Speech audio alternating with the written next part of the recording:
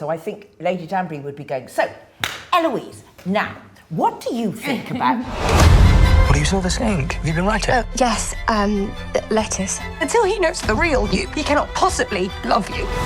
Colin cannot discover my secret. Whistle down is power.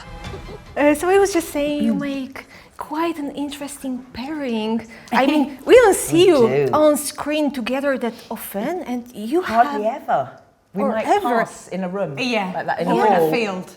Or in a Playing field, a game. playing croquet, We really shouting. tried to... We tried to give it some, didn't we? We really tried to connect. Yeah, that we scene. did. Yeah, like not even one meaningful interaction, right? Yet. Yet. What would it be if you could bond over something Well, in the show? who's a better example? We're like living our lives like that. Chunk, chunk, chunk, Yeah. chunk.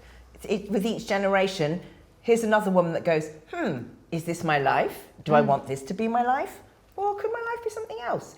But I think they both understand what the game is. Yeah. They understand what the rules of the game are. And then they have to make decisions about whether they want to follow the rules or follow their instinct when it deviates from the rules. Yeah, because who's more of a comfort to Eloise than Lady Danbury? Who could, you know, in season 2, Eloise sort of spoke to Kate Sharma being like, what's the deal here? Like, what's going on? And, you know, but really, that would be my dream, is this real comfort and chat. Because I think Lady Danbury really sees Eloise. Do you know what I mean? She really sees her. She knows who Eloise is. So I think... She sees the free spirit in her. Yeah.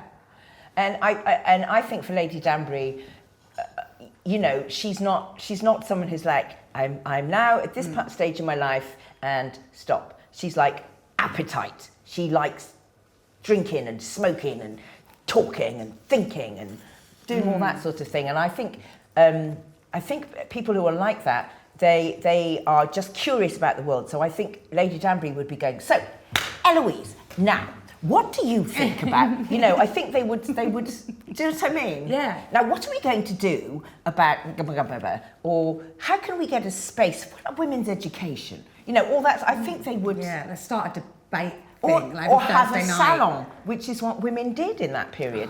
Erudite, educated women, writers, playwrights, poets. There was a whole bunch of women from all different classes, actually, who would gather and write.